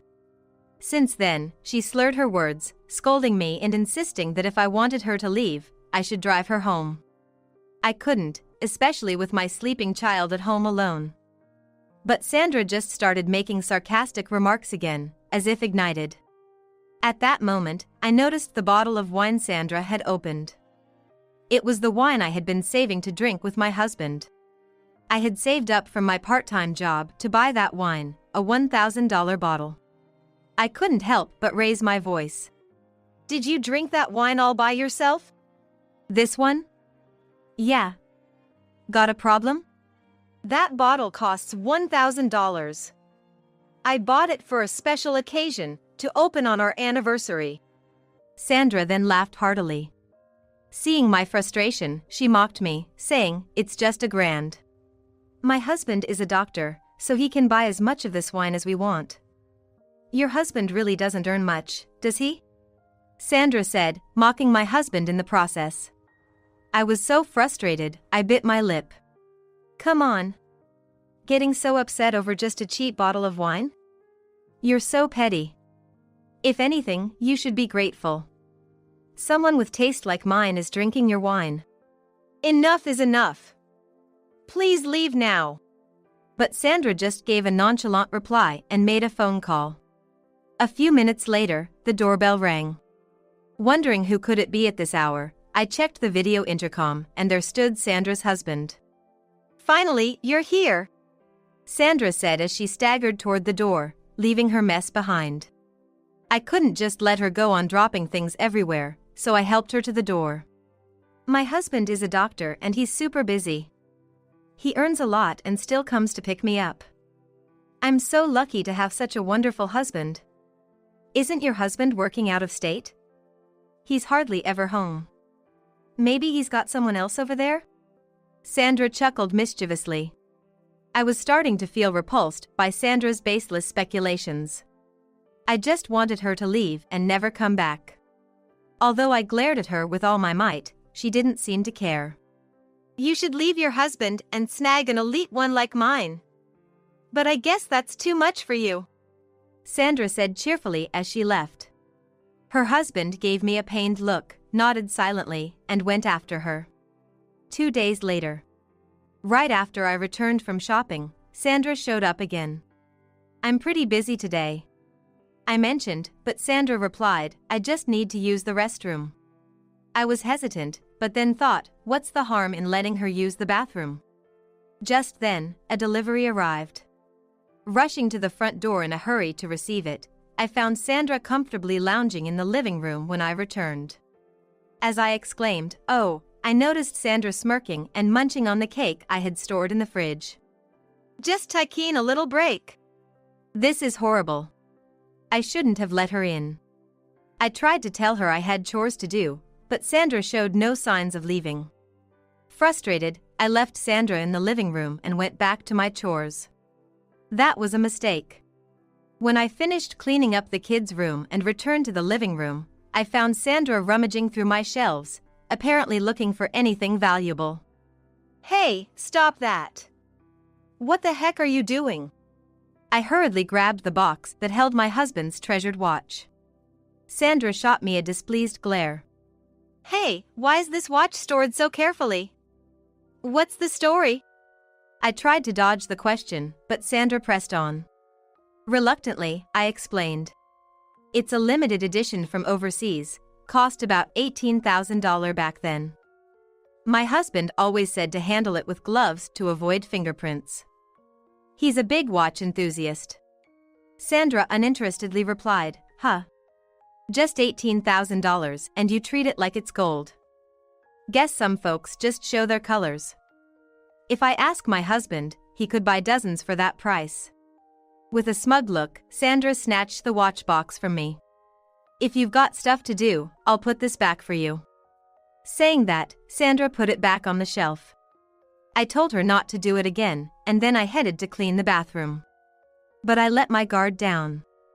I completely forgot that Sandra had a habit of taking things from people's homes without asking. It was just when I finished my chores. "Want some tea?" When I said that, Sandra responded with a surprising, "No thanks." And then, she hurriedly grabbed her bag and headed for the front door. Shocked, I rushed after her. Sandra gave me a sidelong glance, smirking, as she reached for the door. I was gonna leave after the break anyway. I'll be back soon. Her quicker than usual departure made me suspicious. I had a feeling something fishy was going on. I quickly checked the security camera I had set up in the living room using my phone app. To my surprise, there was Sandra, putting that $18,000 watch into her bag without permission. When I checked the shelf, sure enough, one of the watches was missing. I immediately called her. "Sandra, my watch is missing. Did you take it without asking?" But Sandra just denied it, saying, "I don't know what you're talking about." Yet, I clearly saw Sandra putting the watch in her bag. I pleaded with Sandra to return it, thinking there's no way she didn't know. But she snapped back, "Enough. I'm not interested in such cheap stuff. Maybe you lost it. Stop blaming others." "It's not cheap. It's part of my husband's collection. Poor folks are always so suspicious. Don't call me over such nonsense. Just buy a new one. Heck, I'll even buy you a replacement." Sandra said that with a stubborn attitude, refusing to admit any wrongdoing. Though I wanted to shout at her, I figured she would just deny everything anyway. I guess I'll have to involve the police. I'm definitely getting it back. With that, I hung up on Sandra. And then I immediately called my husband. "Your watch. Look, the limited edition worth $18,000 got stolen. I know who took it, but they're playing dumb. I'm thinking of reporting it to the police. If you have photos or a proof of purchase, I'd like to see them." Then, William cried out in horror, his voice trembling. Turns out, that watch is one of the few in the world, a premium piece. Moreover, it has a unique mechanism that's no longer in circulation. If it breaks, it's irreplaceable. In the collector's world, it's sought after and now worth more than $18,000. What? The other day at an auction, the starting bid was over $200,000. It's gonna keep rising in value. I felt dizzy hearing that. I hurriedly took the photo of the watch William gave me and the proof of purchase from the shelf and ran to the police station. I had no idea it was such a luxury item. Once I reported the theft to the police, they acted immediately due to its high value. I wanted to call Sandra and inform her that I was coming over with the police, but her phone went straight to voicemail. Hoping the watch would be safe, I headed straight to Sandra's house. After ringing the doorbell several times without a response, the police showed their badge and urged her to come out. Then, looking annoyed, Sandra appeared. Really? Bringing the police is an overreaction. You're trying to corner me without any evidence, aren't you? Sandra said that with a smirk on her face. My irritation with Sandra reached its peak. We have evidence. I quickly showed her the security camera footage on my phone. The footage clearly showed Sandra putting William's watch into her bag. Sandra gasped upon seeing the video. Setting up a security camera in your home? This footage looks like it's just meant to make me look bad. I was just thinking of borrowing it for a while. That's not borrowing, that's stealing. I reprimanded Sandra. But she just laughed off my desperation and didn't take it seriously. It's just $18,000, right? What if it breaks? It can't be fixed anymore. When I said that, Sandra smirked and replied, "Don't get so mad, I'll just buy another one and give it back." Such an arrogant attitude without any sense of guilt. I couldn't tolerate Sandra's attitude and raised my voice. You steal someone's precious item and have the nerve to act like this? I know you've been taking things from various people without permission. When I said that, Sandra's face turned red and her eyes narrowed. Excuse me. Stop making these weird accusations. Sandra muttered, "This is why I hate poor folks," looking at me with an exasperated expression. The feeling is mutual. I asked the police, "Can't you arrest her?" And the officers said they could if they had evidence and if the stolen watch was in this house. You'll never get inside my place. All this fuss over a mere $18,000? I could sue you for defamation. Sandra said that glaring at me. I glared right back at her. Can I ask something? If you claim you borrowed it, you still have the watch with you, right? You haven't lost it or sold it? Of course. I just borrowed it. Even if I lost it, I'd compensate. $18,000 is nothing considering my husband's earnings. Sandra said, flaunting a smug smile. Acting so confident, laughing like she still has the watch. So, you really gonna buy it and give it back? When I pressed further, Sandra, out of frustration, promised she would buy and return it if it was damaged or lost. To make sure she couldn't weasel out of it, I recorded her words on my phone. Why are you so persistent? Do you really want to paint me as a thief? It's just a watch after all. I told Sandra what my husband had told me. Actually, when that watch was purchased, it was $18,000. Now, it's become a collector's item and is worth at least $200,000. Sandra, hearing my words, stammered and started to sweat. No way! That's a bluff! You're trying to trick me! It's true. Look at this. I showed her a screen my husband sent me. On an auction website, the price has now soared to $280,000. Sandra stared at the screen, her face pale as stone.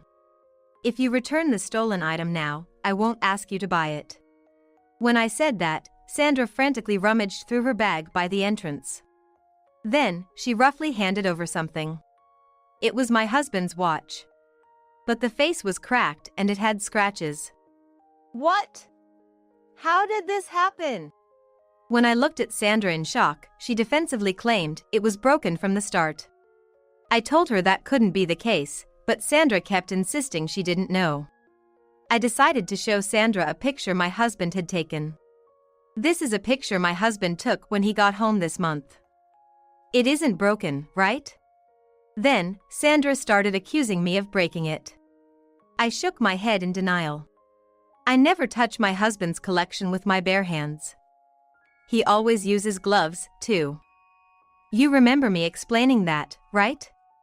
If we do a fingerprint test, we'll instantly know who broke it. You can't prove anything. You might have wiped it down after touching it. Well, let's do this then. We have a week's worth of security footage.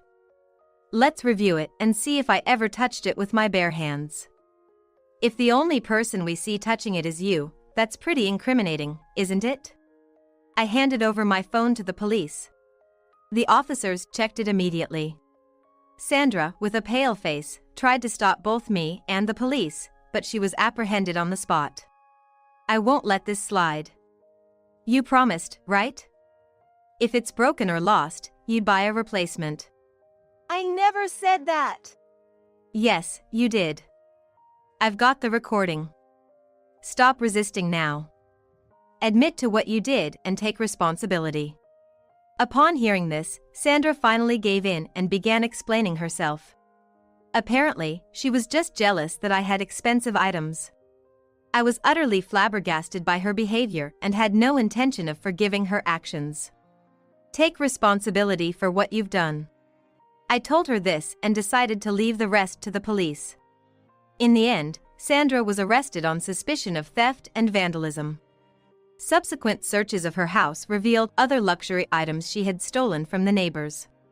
While Sandra claimed they were all borrowed, the victims refuted her claims. If the evidence continues to pile up, she'll likely end up in jail. I told Sandra that if she paid me back for the watch, I would drop the charges. Hearing that, she begged her husband, saying she didn't want to go to prison. However, it seemed her husband had grown weary of her excessive spending and brash attitude, and he decided to cut ties. Ultimately, Sandra couldn't afford to buy back the watch. Her husband billed her for the significant repair costs, leaving her in debt. With Sandra no longer coming around, I felt at ease. My husband returned home after his overseas assignment. Using the compensation we received, we hired a skilled watchmaker, and thankfully, my husband's watch was restored to its former glory. Now, my child, husband, and I live happily together.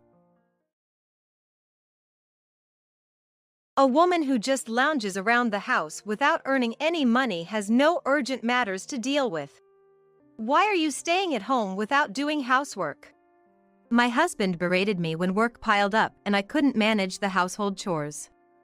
In my anger, I left the house and an unexpected turn of events occurred because of something I discovered. My name is Michelle Anderson. I'm 49 years old and work as a designer. I design brochures for various lectures and events, and creating posters has been my recent job. I started this designer job 25 years ago, when I had my son and wanted to work from home. Before that, I worked in an office at a company, so I started my design career with zero experience. At first, I didn't understand the specifications and struggled with the design software. I even thought maybe this job wasn't for me. However, a senior colleague at my current company understood my situation and patiently taught me the basics. Back then, remote work wasn't common, but for me, with a newborn, they would share their computer screen online and guide me through various things. Thanks to that, I'm now in a position where I teach my juniors. While handling my own job, I also teach those who, like me, are starting from scratch aiming to become designers.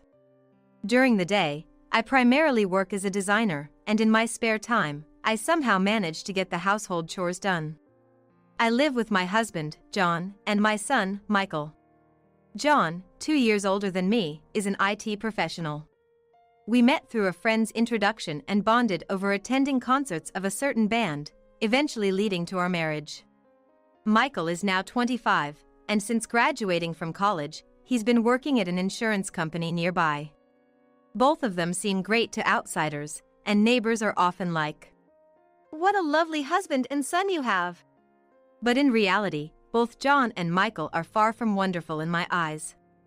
Before Michael was born, John was indeed a great boyfriend and husband. But after Michael's birth, when I quit my job, John changed drastically. Once I stopped working outside, John started boasting about his job, saying he's superior since he's the breadwinner, and began spending money recklessly. Even when I began working as a designer, he'd belittle my job, saying any home-based job was easy and anyone could do it, that he was the one doing all the complicated tasks, and he wouldn't listen when I tried to defend myself. "You, who can't earn much, should be grateful to me and listen to me. I've thought of leaving him multiple times because of such statements. The reason I didn't divorce was because I thought it'd be better for Michael to have a father. I grew up in a single-parent household without an adult at home. Remembering the loneliness from those times, I didn't want Michael to feel the same. Contrary to my hopes, perhaps due to John's influence, Michael grew up with the skewed notion that men who work are noble and women are incompetent. Though he's well-mannered in public, he often hurls harsh words at me, calling me useless. Despite both claiming they're earning, neither contribute more than $100 to the household each month. John spends his money on drinks, and Michael splurges on clothes and accessories, leaving all household responsibilities to me. I was doing my best to manage the household finances while thinking every day about how to make ends meet. Furthermore, they both use their jobs as an excuse to avoid any housework. I once left chores undone, hoping they'd pitch in, but they ignored dishes piled in the sink and laundry baskets overflowing, forcing me to step in. I taught Michael basic chores when he was little, but now I wonder if he even remembers. This is why I'm left with all the housework. Even though I work too, I considered getting some handy household appliances to ease the chores, but John and Michael vehemently opposed. It was frustrating when they argue that, since I only work from home, it would mean I've hit rock bottom if I also cut corners with housework. No matter how often I explain that being a designer isn't easy, they just don't listen. They seem to think that just because I work from home, it's a laid-back job that requires no special skills. Originally, the reason I started working from home was because John never helped with child raise when Michael was young. Back then, John was hardly ever home, always using work as an excuse, and wouldn't even take a day off when I was sick. Even after work, he'd always go out for drinks with coworkers, claiming it was still part of the job. When I was struggling with child rearing and found out John had somehow arranged a celebratory drink for himself, I was livid. Yet, thinking of Michael, I've continued our married life and started my home-based job. Seeing how Michael turned out makes me want to sigh. I tried hard to instill proper values in him, but in the end, he seemed to be influenced more by the closest male figure, John. Just yesterday, Michael returned home past midnight after hanging out, apparently having had junk food. He even left the trash on the dining table. While I shook my head at his behavior, I started my busy day with tasks like taking out the trash and making breakfast. Then, one day, just before 5 p.m., usual time I get off work, I was suddenly assigned a new project. Initially, someone else was handling it, but the person fell ill, and a request came in for a revision to be submitted by the next morning. Everyone else was occupied, and I was the only one available, so the task fell on me. I usually enjoy flexible hours without overtime, but I decided to buckle down and get to work on this. Luckily, the original person in charge had sent me notes and documents from meetings, and the revision instructions weren't too complicated.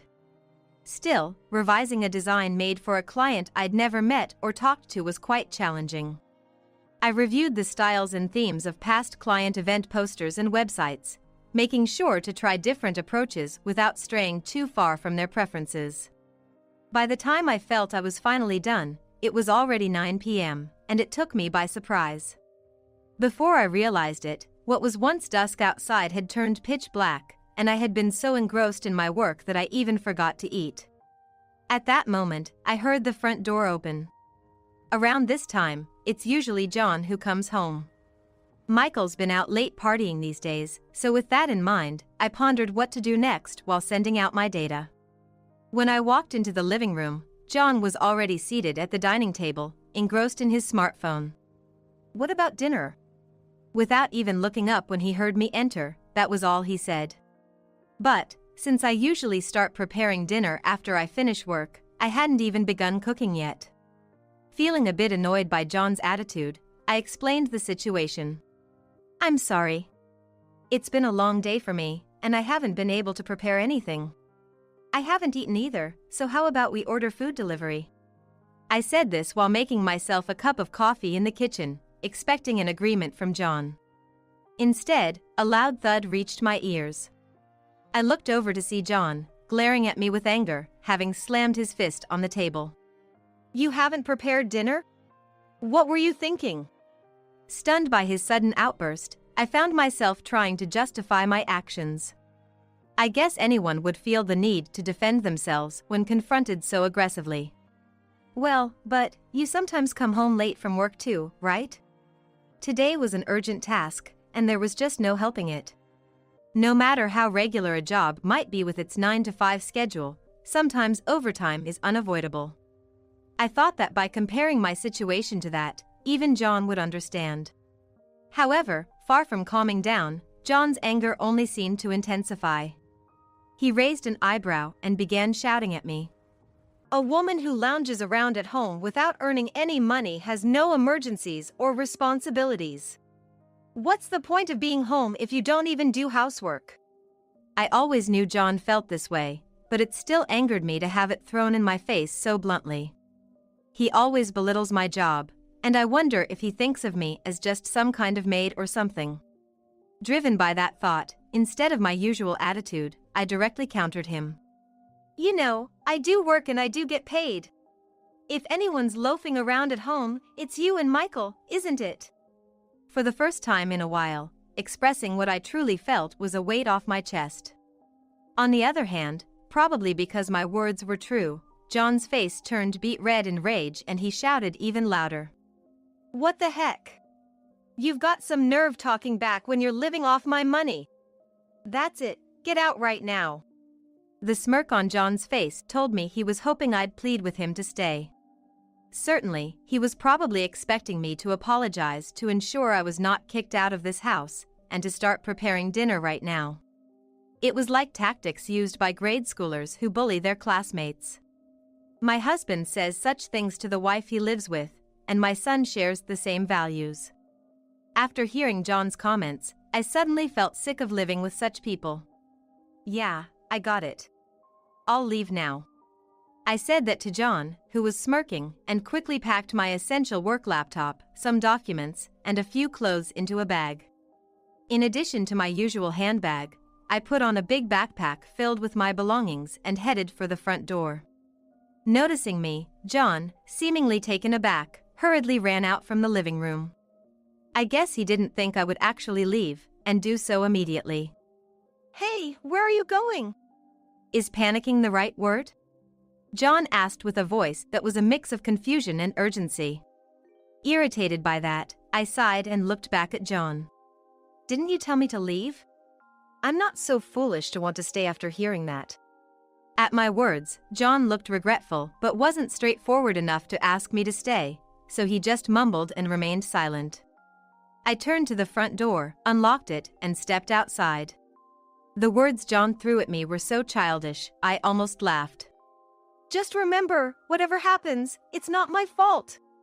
Ignoring him, I closed the door and headed towards the station. There were a few hotels near our local station. There weren't any events nearby today, so there should be at least one room available tonight. I assumed as much and decided to call a hotel I found online.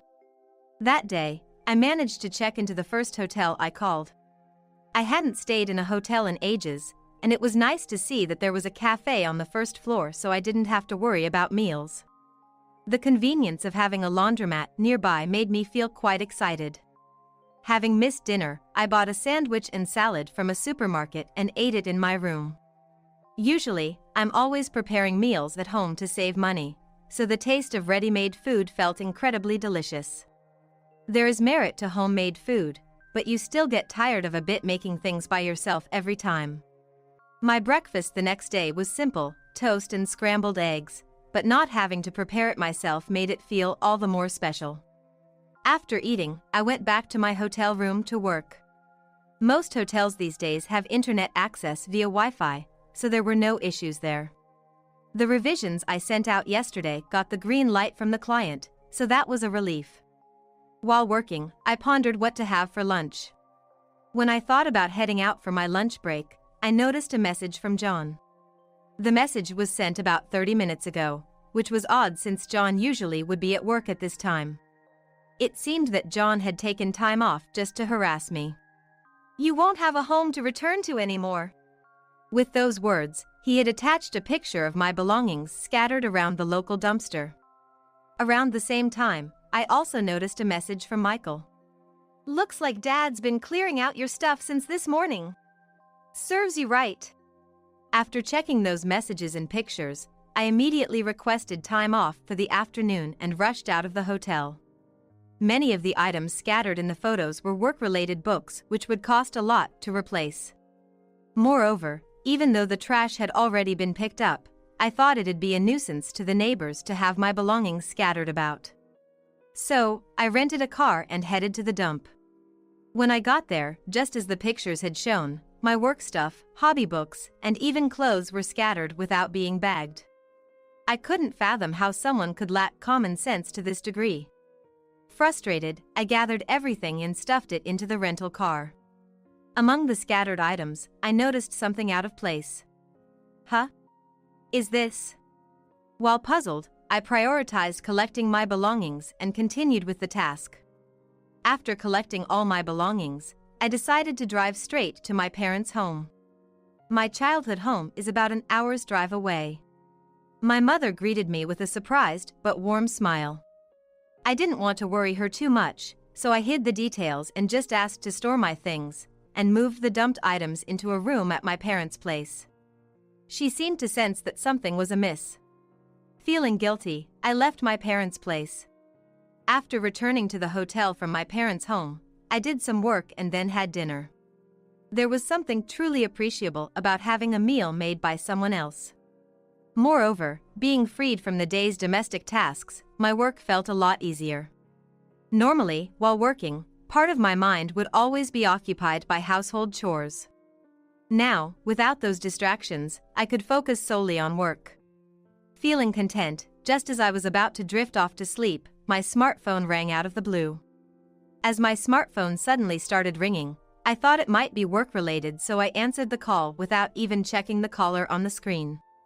Hey! You took my treasure, didn't ya? Don't mess with me. The next instant, Michael's yelling blasted through the phone. It seemed he didn't care about how loud he was being, either because he was so angry or just to annoy me. As the ringing in my ears continued, I tried to comprehend what Michael was yelling about. Then, it hit me. I remembered something. To begin with, Michael's prized possessions were a collection of expensive sunglasses and high-end brand accessories that he cherishes deeply. Each piece has cost several $1,000s, and Michael had about 10 of them. Why would I take them? Didn't I just give you the jewelry box without saying anything a while ago? I used to keep all my jewelry in a jewelry box on the bathroom counter. But one day, Michael took out all my things and started putting his accessories in. I thought it was mine, but I figured it's better than getting complained at for damaging or losing his pricey items. So, I just gave the jewelry box to Michael. If I had any intentions of doing something to Michael's treasures, I would have taken precautions back then. However, Michael seemed to be convinced that I did it and wouldn't listen to reason. No, it was definitely you. Is this some sort of payback for what Dad did? I sighed in exasperation at Michael's outrage and how he conveniently forgot his own actions. I decided to share what I saw at the trash dump earlier. By the way, I might have seen my jewelry box at the dump. But I thought it was empty since it didn't have my stuff, so I left it. Upon hearing this, Michael's breath hitched. He probably realized his accessories and sunglasses might still be inside. The jewelry box was something I bought during my single days. John probably remembered it as my stuff and just discarded it at the dump without a second thought. After all, John wouldn't know that the things inside had changed to Michael's belongings. You gotta be kidding me. What are you gonna do about my accessories? It was almost midnight, and John should have been asleep by that time.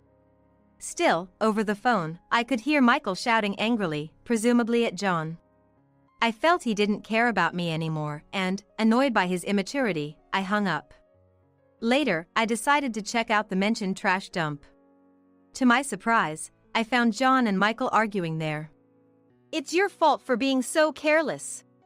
Getting upset over some jewelry and sunglasses is just ridiculous. Self-centered John voiced his opinion, to which Michael retorted while stamping his foot in frustration. What? It's obviously Dad's fault.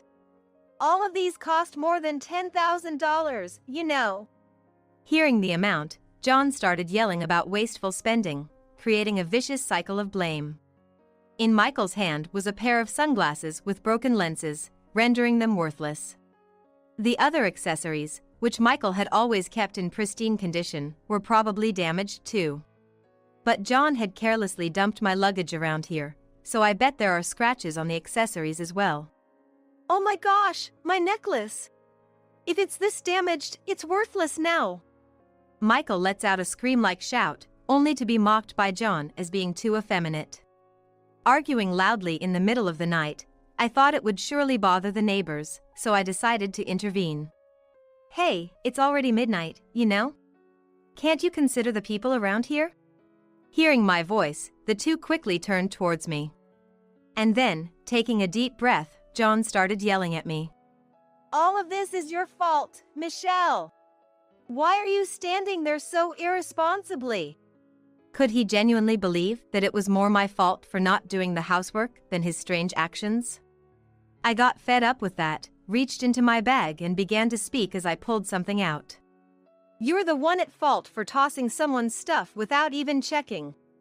Enough's enough, it's over. What I was holding was a document from a lawyer who assists divorce process. After return to the hotel from my parents' house, I had decided to get a divorce right away and had contacted a lawyer at the hotel. Thankfully, I already had my belongings with me. I felt a sense of relief thinking that I just needed to consult a lawyer. Seeing the document, John glared at me, saying something incomprehensible, as if accusing me of trying to escape.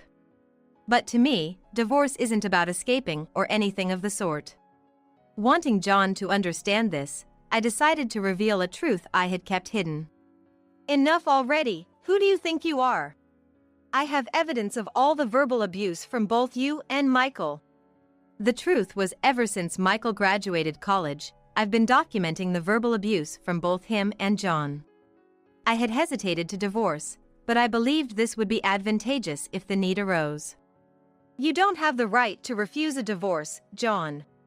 If you don't want this to go to court, just agree it now. I was certain that saying this would make John give in. John has always been prideful, and the thought of losing in court would surely break him. It seemed he's realized that, while he had no evidence, I had 3 years' worth of it. Got it. I just have to agree this, right? Despite John's reluctant decision, Michael was the one who wouldn't let it go. With a voice full of defiance, Michael ranted on, as if refusing to accept the decision to divorce. What? Then who's gonna do the chores? I sure as hell ain't gonna do it. Exasperated by Michael's immature outburst, which resembled a teenage rebellion, it seemed John reached his breaking point. Enough. Shut up. Stop being so selfish. Those words, coming from me, were something I'd have liked to throw right back at John. However, within John, there seemed to be a sense of urgency. With this, if I have let my mood sour and threatened to take this to court, it seemed like John would be in trouble. He was trying to silence Michael for the sake of his own pride. Michael, angered by John's actions, headed back home making a fuss. Ignoring Michael, John and I decided to enter a nearby diner to check the document and exchange the lawyer's contact. Even though it was late at night, the diner still had a fair number of young people.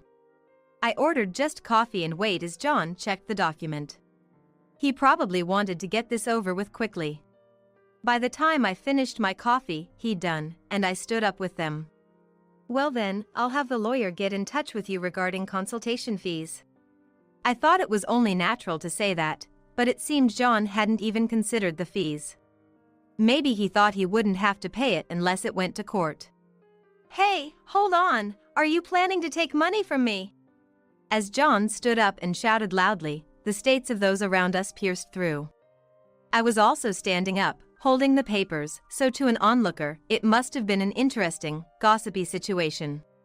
I had nothing to hide, so I could have spoken up, but John fell silent, seemingly aware of the states.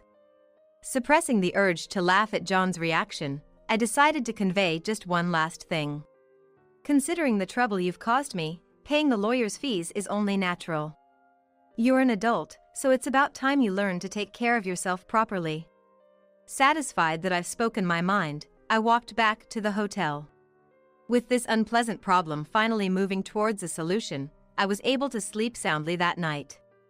After completing the necessary procedures, I am now officially divorced from John. Thanks to the records of his verbal abuse, I was able to smoothly get divorced with him. I started living on my own and now enjoy a comfortable life. John and Michael are still living together in the same house. However, with me no longer there to support and manage the household, and considering John still pays the lawyer fees in installments, their financial situation seems quite tough. Considering both of them used to spend money recklessly, it's unlikely that this will suddenly change. John seems to be working desperately, but with more of his income going into the household, he's complaining that he can't spend money on alcohol and hobbies. As for Michael, his argument with John at the garbage dump was witnessed by clients of the insurance company, and he lost the trust of the neighbors. Insurance is something you can only rely on people you trust. Even though they used to think he was a nice person, word kept spreading, and apparently, he was encouraged to resign from his job. Michael, infuriated by that, resigned from his job. However, he had no savings and couldn't cover his living expenses. As a result, he's currently working part-time jobs while being caught up in the job hunting process. From the home I left behind, it appears there's no room for maintaining appearances, as the arguing voices of John and Michael echo every day. Meanwhile, I'm enjoying a smooth and delightful life in my solo living arrangement. With the freedom of time that I couldn't easily find while caught up in household chores, I'm even considering exploring new hobbies. Having more time on my hands also allows me to approach work with a sense of ease. I'm now actively engaged in my job with the intention of giving back to the company that supported me. Living these fulfilling days, I truly believe that divorce was the right decision. From now on, I intend to live my life for myself and face my computer with